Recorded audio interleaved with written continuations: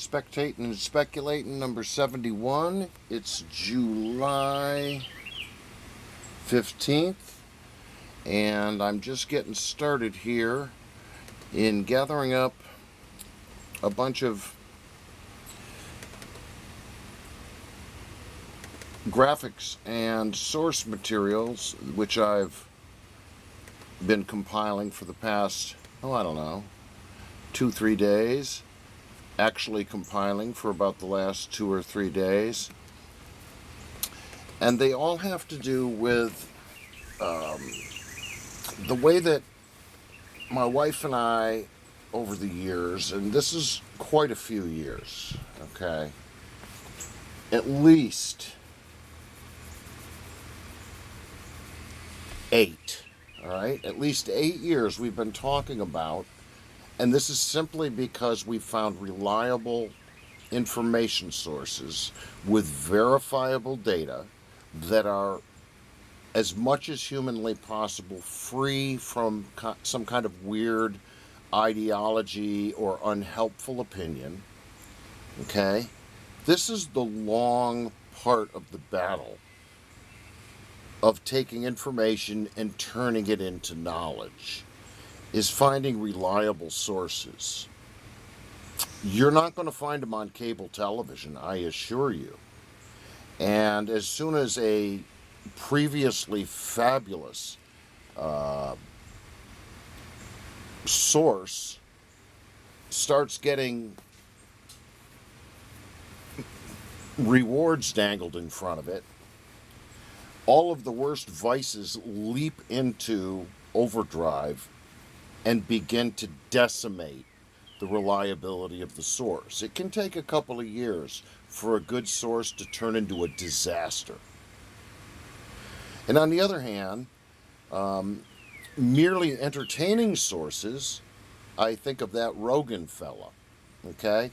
The ex-mixed martial arts dude, you know, that's so very popular with people in their 20s, 30s, and 40s. He's a pretty good interviewer when he's using his mind. And I've actually observed in the last about year and a half or so him change from merely an entertainer sharing out in unvalidated, as yet unvalidated opinion and information. He's turned into somebody who is beginning to kind of focus more on delivering knowledge, vetted information to people. And his opinion is shrinking. How about that?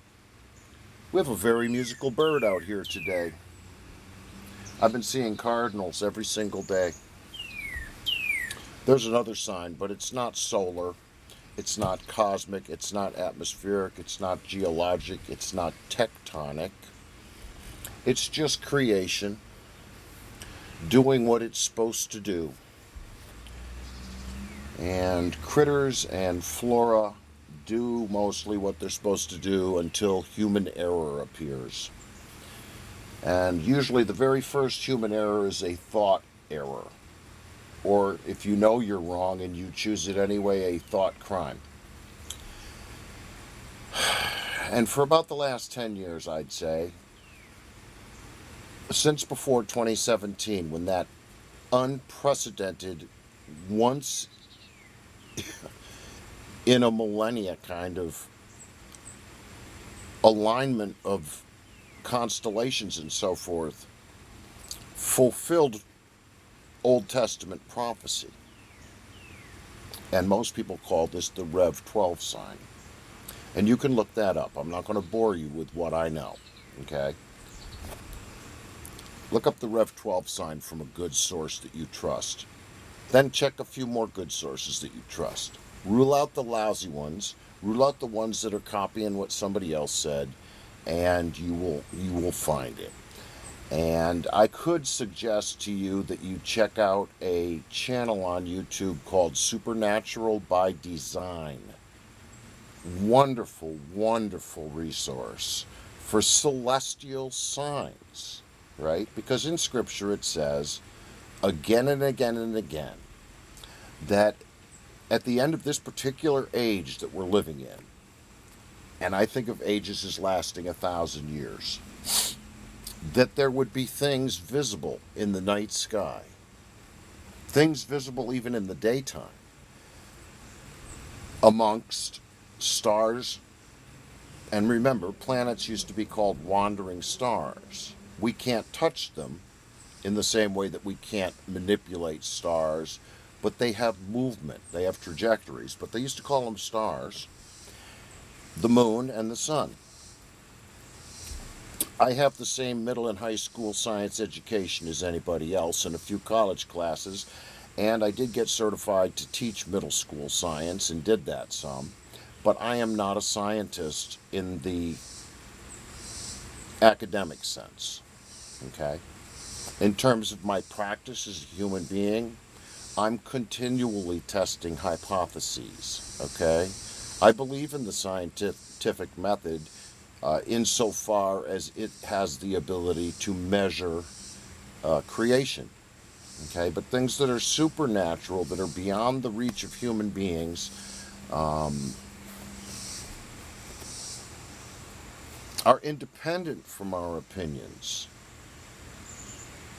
If someone tells you there is no sun in the sky, you know, we began many years ago thinking about this stuff when I chanced upon a channel, and the man's first name was Scotty something. I can't remember his last name. It's not my friend here locally. And he was a musician, but he was also someone that really was interested, before it became common, which it is now, he became interested in the Hebrew zodiac, which has a name, the Mazzaroth. And he began to talk about that. And then another man that we were watching, because we were trying to learn Hebrew Aramaic basics, Alan Horvath, he was talking about the Mazzaroth, and he and Scotty knew each other, and they were kind of a door. Life is full of doors that we choose to go through in terms of the things we know. After having been informed, what's the takeaway? That's what you really know. It's been verified. Well, fortunately, these two men were very, very honest. And I didn't see a pervasive profit motive in any of it. Did they have products? Of course they did. So do I. But they didn't keep beating on you to spend your money. And that's a good sign from any info source. Well, people started seeing a lot of blood moons, solar and lunar eclipses, looking at how do they correlate with the Jewish feast days that's, these things are spoken of in the Old Testament, and various ways to worship, thinking about the first 4 commandments of the 10 commandments, our relationship with God, okay? It's all laid out in the Old Testament. Not for Christians, but for believers, okay? And Jesus said he came to fulfill the law, all right? So forget your replacement theology. Along comes, in 2017, the Rev 12 sign. Mind-blowing, okay? The World Wide Web, the internet, blew up. It blew up. Okay, the Rev 12 sign in 2017 just completely energized a whole bunch of people to start digging in a place they never knew was connected to the Bible. It's all in there, but none of us have the whole Bible memorized and still have enough brain left to function as the individual God made us to be. Okay, a tape machine can repeat the whole Bible, and all someone needs to do is read and not understand to get it on tape. Okay, we're not machines. So anyways, for us, that was just a major affirmation. It was edifying. It was, thank you, God, what a cool thing you just did. And then following on the same kind of being discerning amidst the incredible maelstrom of media that's available to people, I'm forever clicking the not interested and don't recommend channel all the time on my homepage to try to whittle it down to stuff I care about. And of course, the pain rhythm, the algo rhythm, laughs at that mostly, but I've found that you can educate the algorithm and you can educate AI. It requires as much effort as it takes to write a letter, a short letter, basically. Remember, a comma or a period being in a search will change the outcome of the search. There don't have to be any different words in it. Just put a comma in the front of the whole thing, right? Or ask a question without the question mark and then with the question mark, and you'll see you get entirely different results a lot of the time. Okay? Don't think AI knows everything. Okay? It does not. It's something that people made, right? Like a shovel, a sandwich, a Ferrari, or $1 million a year deceiving people. These are man-made things. I don't trust them. But I sure as heck trust creation and what the Lord himself has to say on the subject of creation and our relationship with it. And one thing he says again and again and again, fear not and be watchful. You think about a kid that thinks there's a monster in their room, they put the covers over their head. No, Jesus is like, no, there is no monster, keep watching. If the light's not on, why isn't the light on? Jesus is very simple to follow, hard to obey. And in this video, I want to talk about just on the subject of being strangely calm during chaos right now. I lost my mother 2 weeks ago, 94 years old. She is resting in peace. And I'm looking at now 10 years of earthquakes, unprecedented weather catastrophes, which media does not let you know is global. They tell you about your neck of the planet. Okay? People who can back out a ways and observe pattern rather than just look at their own home situation that affects them, but pull back and look at all of your neighbors on earth, and you'll see that a lot of people are suffering the same kind of once in 1,000 years flooding, once in 500 years tornado activity. Incredible geologic stuff going on, including volcanoes popping up all around the Ring of Fire in the Pacific and up and down North and South America's Pacific coasts. It's crazy. We had many years of wildfires all over the place, and people are like, oh, I'm glad that's over. No, it isn't. It's still going on in various places, right? And if that doesn't beat all, how about those couple of solar eclipses that happened 7 years apart? The first one in 2017, the second in 2024, and they make an X right on the United States. And good Lord, it's as though the X is marking where next year there's going to be a terrible flood and it's going to wash away these Christian summer camps. Kerrville, Texas is also the location of this massive cross, the biggest in America. I remember when it went up, people made a big to-do about it, as though putting a cross up makes you a Christian. Everything's bigger in Texas, including religious hypocrisy. Well, look where the flood happened, and look where two eclipses X marks the spot, basically, right?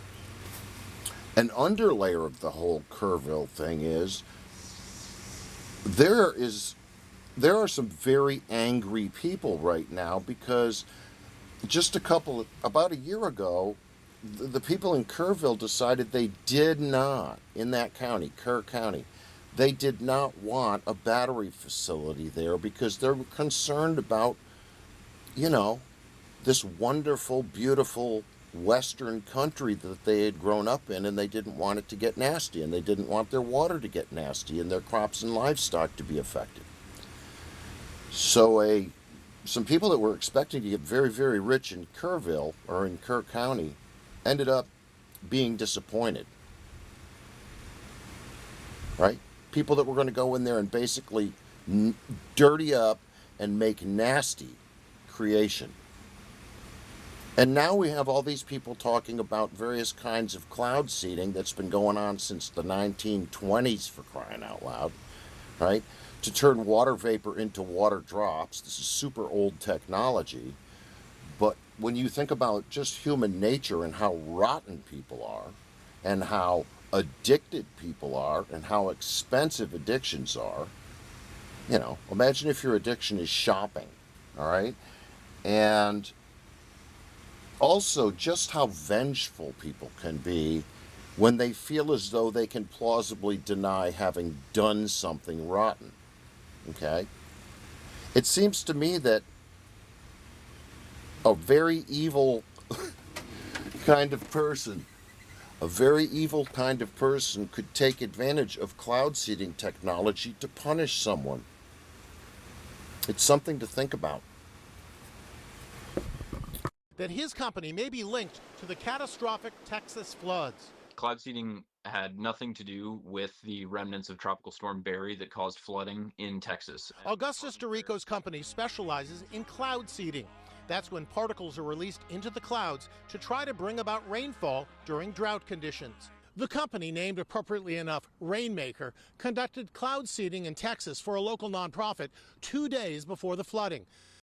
Production zone, both of which have potential for magnitude 8 in California and magnitude 9 off the coast of Oregon and Washington and Vancouver Island. So that is quite significant.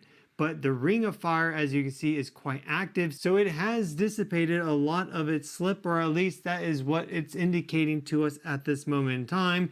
Though, of course, what exactly is happening in the deep earth is definitely a mystery. Seems there are some significant changes happening below the crust, in the mantle, and down to the core itself. Here we have Hawaii. We've had 28 episodes of eruptions now at Hawaii going back to December of 2024. It has been very, very active, showing that there is new flow and energy coming out of the mantle, expressing itself at some of its regular hotspots.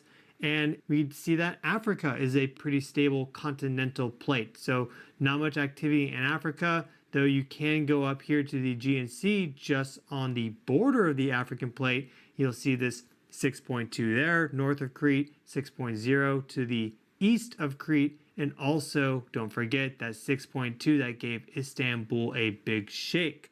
So a lot has been happening. A lot more is going to continue happening in this year. And as I'm filming this video, don't forget that we have Saturn and Neptune nearly exactly conjunct today, July 14th. They are just 13 arc minutes apart from each other. You get 60 arc minutes per degree. They will finally go conjunct in February of 2026 from a geocentric perspective. But in general, they are creating a strong heliocentric planetary geometry. You'll notice that that has not clicked into exact yet. That is a little bit later on this year. And of course, we have our inner planets and our outer planets all in special configurations. The really big planetary geometry right now is this formation here with Pluto sextile to Neptune and Saturn. That's a 60-degree angle. Uranus then also applying the same sextile to Saturn and Neptune from the other side. Uranus and Pluto trying together within 1 degree, and soon we will have Mars sweep into and activate that kite formation right here, and you can see Mars behind the Earth, then you have Saturn and Neptune, and then there's Pluto, Saturn, Uranus. So a very powerful planetary geometry that is unfolding at this moment in time. Some astrologers are calling this revolutionary on a millennial timescale.